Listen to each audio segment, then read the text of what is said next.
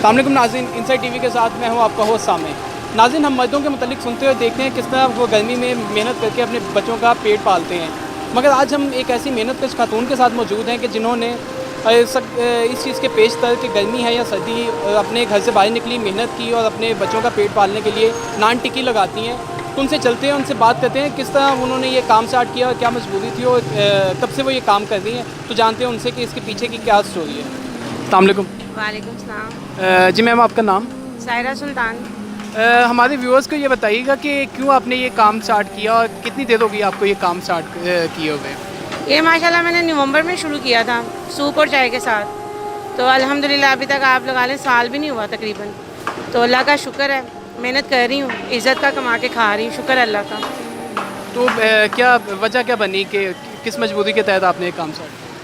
وجہ جب پیدا ہو جاتی ہے کہ جب آپ شادی شدہ ہوں اور بچے ہوں اور ہسبینڈ کی ڈیتھ ہو جائے تو وجہ خود بخود پیدا ہو جاتی ہے، اور اللہ اور نبی کے علاوہ جب آپ کا کوئی ساتھ نہ دے تو پھر آپ کو پتہ ہے کہ اللہ پاک تو کہتا ہے محنت کرو میں تمہارے ساتھ ہوں، ہلا کر وسیلہ میں کرتا ہوں۔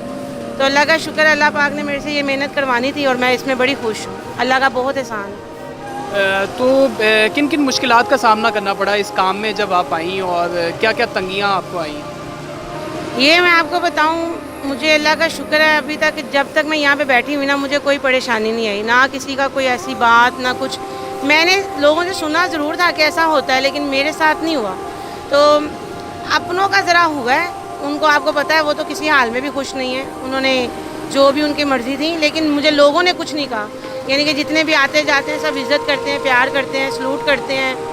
اور پہلے اپنوں کی باتیں سن کے مجھے بھی لگا شاید میں کچھ غلط کر رہی ہوں، پھر ایک دم جب لوگوں نے اپریشیٹ کرنا شروع کیا اور لاکھوں کی تعداد میں دعائیں دینی شروع کی، میں نے کہا میں تو کچھ غلط کر ہی نہیں رہی، ان کا تو پیار ہی لوگوں کا اتنا میرے ساتھ ہے، تو پھر اپنوں کو چھوڑو، پھر لوگوں کے ساتھ چلتے ہیں۔ تو اللہ کا شکر ہے جتنے بھی میرے ویورز دیکھنے والے ہیں، مجھ سے پیار کرنے والے ہیں، خاص طور پہ جو مجھے دعاؤں میں یاد رکھتے ہیں، میں تہہ دل سے ان کی دعاؤں کی شکر گزار ہوں، اور جو میرے حق میں دعا کرتے ہیں اللہ پاک ان کے حق میں وہ قبول کرے۔ تو آپ نے جب پہلی بار اس کام کے لیے اپنے گھر سے نکلی تو دل میں کوئی ڈر تھا کہ کس طرح جو ہے وہ لوگوں کو فیس کریں گی، اور کیا مردوں کے درمیان آپ نے اس مارکیٹ میں آپ کام کر رہی ہیں، تو کیا آپ کو کوئی اس متعلق کوئی ڈر تھا؟ مردوں کے بارے میں تو میں آپ کو کہہ نہیں سکتی، کیونکہ میری توجہ اس طرف نہیں گئی، سیدھی بات ہے۔ مجھے یہ تھا میں باہر جاؤں گی، کس طرح کھڑی ہوں گی، کیسے مینیج کروں گی، میں نے تو کبھی بیچا بھی نہیں ہے، کس طرح سودا بیچوں گی، کیا کروں گی، میرے یہ ٹینشنیں تھیں۔ مارکیٹ میں آنا یہ میری ٹینشن نہیں تھی، کیوں؟ مجھے اس کی پرواہ ہی نہیں تھی، کیوں جب میں نے محنت کرنی تھی تو پھر مجھے کسی کی پرواہ نہیں ہے، محنت کر کے کھانے میں کوئی شرم نہیں ہے، اگر کسی کو لگتی ہے تو پھر وہ اس کی اپنی سوچ ہے، مجھے اس سے کوئی فرق نہیں پڑتا۔ میں یہاں کوئی برا کام نہیں کر رہی، اللہ معاف کرے، میں کسی کو لوٹ نہیں رہی، میں کسی کا کوئی یعنی کہ اس کا کچھ غلط نہیں کر رہی کہ جو مجھے افسوس ہوگا کہ میں نے فلانے کا غلط کر کے اپنا اچھا کیا ہے۔ مجھے پتہ ہے میں اپنا اچھا بھی خود کر رہی ہوں، میں برا بھی خود کر رہی ہوں۔ تو یہ ہے کہ اللہ کا شکر ہے کہ جب میں باہر آئی ہوں نا، فرسٹ ٹائم جب میں نے چائے کا کپ ڈالا تھا نا، میرا اللہ جانتا ہے میرے پاؤں اور میرے ہاتھ ایسے کام پڑے تھے جیسے میں پتہ نہیں کون سا انوکھا کام کرنے لگی، وہ فرسٹ ٹائم تھا۔ اس کے بعد مجھے نہیں پتا کہ آرڈر آتے رہے ہیں 10-10 20-20 کپوں کے، میں کیسے وہ شوق لگن آ گئی، لوگوں کا پیار دیکھ کے ایک جنون آ گیا کہ نہیں یار لوگ تو اپریشیٹ کر رہے ہیں، لوگ تو بڑا پیار کر رہے ہیں، نہیں مجھے یہ کرنا ہے۔ اگر میں کبھی چھٹی کا بھی سوچتی ہوں نا، تو جو میرے روز کے ریگولر کسٹمر ہیں نا، ان کی خاطر میں کرتی بھی نہیں۔ بہت طبیعت خراب ہوگی، جیسے یہ سویلنگ ہو جاتی ہے پاؤں میں، یہ سارا خراب ہو جاتا ہے، اس کی وجہ سے مجبوراً مجھے کرنی پڑتی ہے، ادروائز ویسے نہیں۔ پھر وہ اگلی دن مجھے کہتے ہیں آپ نے چھٹی کر لی، ہم نے آپ سے ٹکیاں لینی تھیں، یہ کرنا تھا، یہ سوچ کے پھر میں نہیں کرتی۔ تو جب آپ نے یہ کام اسٹارٹ کیا اس کے بعد جو ہے وہ رشتہ داروں کی طرف سے کوئی پریشر آیا کہ یہ آپ کام چھوڑنے ترک کرنے؟ میں نے نا اللہ اور نبی کے علاوہ نا کسی کو اس لائق ہی نہیں سمجھا کہ میں کسی کو صفائیاں دوں یا میں کسی کے سوالوں کا جواب دوں۔ اگر میں غلط ہوتی نا تو میں ڈرتی ان لوگوں سے، میں غلط نہیں ہوں، میں رائٹ پہ ہوں، اور رائٹ پہ اللہ ہمیشہ ساتھ دیتا ہے۔ اور جب آپ رائٹ پہ ہو نا تو اللہ کی طاقت بڑی آپ کے ساتھ ہو نا، تو لوگ آپ کا کچھ بھی نہیں بگاڑ سکتے۔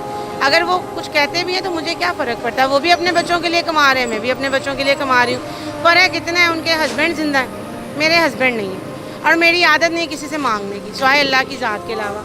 اور مانگنا بھی کیوں ہے جب اللہ نے ہمیں اتنے پیارے ہاتھ پاؤں دیے ہیں، دماغ دیا ہے، اتنی پیاری نعمتیں جسم کی دی ہیں، تو جب میں اللہ کے پاس جاؤں، اگر میں اللہ سے گلہ کرتی ہوں میں نے فلانے سے مانگا مجھے فلانے نے نہیں دیا، تو میرا اللہ کہے گا میں نے تجھے ہاتھ کس لیے دیے تھے، دماغ کس لیے دیا تھا، पाँव किस लिए दिए थे, तूने मेहनत करके क्यों नहीं खाया।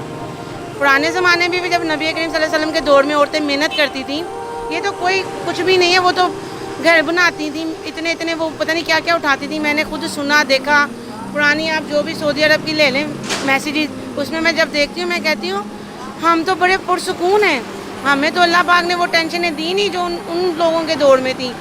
घर बनाने, रोटी की चक्की पीस के आटा निकालना, पानी के लिए इतनी दूर जाना, हमें तो अल्लाह पाक ने इतनी सहूलतें दी हैं, घर बैठे नल का खोलो पानी आ जाता है। तो फिर अल्लाह की ना शुक्री क्यों करें जब आपके हाथों सलामत है, मेहनत करके खाओ। जब तक ज़िंदगी ये चल रहे हैं, मर गए तो फिर सुकून ही सुकून है। तो आप बिल्कुल खुली हवा में, खुली फ़िज़ा में बैठी हैं, तो मौसम की तंगी भी सामना करना पड़ता है उसका? जब गुम हो जाती है, हबस हो जाती है, बैठना तो आई, लेकिन अल्लाह जानता है, अल्लाह हिम्मत देता है मैं कैसे बैठती हूँ। यकीन करें जब दम घुट होता है ना तो ऐसे लगता है जैसे मैं आज हूँ ही नहीं, लेकिन शुक्र है उसकी ज़ात का, इतनी हिम्मत दे देता है कि अंदर चली जाती है आराम से। मौसम अब उसकी मर्ज़ी है, कर्म करने पे आज उसने कितना किया हुआ है, जब भी उसका शुक्र अदा करते हैं तो फिर उस हाल में भी कर लेते हैं, कोई बात नहीं, शायद वो हमारे लिए कुछ बेहतर हो। वजूद से कोई ऐसी गंदगी खारिज होती है, जैसे पसीने आते हैं, हम लोगों के लिए बेहतर होगा।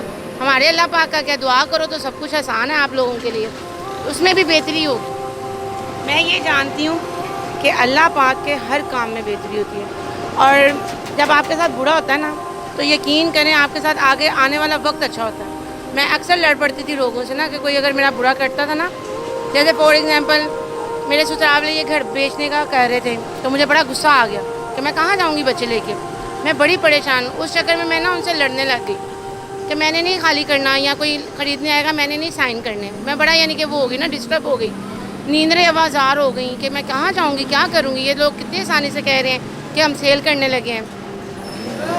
वो फिर बाद में पता नहीं क्या हुआ, अल्लाह के सदके जाऊँ, उसने सब्र देना था, सुकून देना था।